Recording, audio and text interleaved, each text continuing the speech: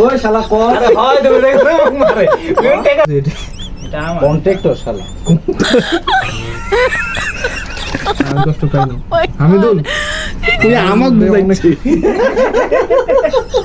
এই জি মুই আমাক বুঝাইছে আচ্ছা কি একটা জিনিস সবসময় মাথায় রাখতে হবে কখনো সিরিয়াসলি নেব না প্লিজ ওকে ঠিক আছে ভালো হলে সিরিয়াসলি দেখবো কি ভালো হলে সিরিয়াসলি দেখবো এবং যদি খারাপ কিছু ঘটে যাই সেটা 2-5 মিনিটের মধ্যে সিরিয়াসলি না নিয়ে স্বাভাবিক থাকতে হয় এটাই দুনিয়ার নিয়ম তুমি বুঝো এটা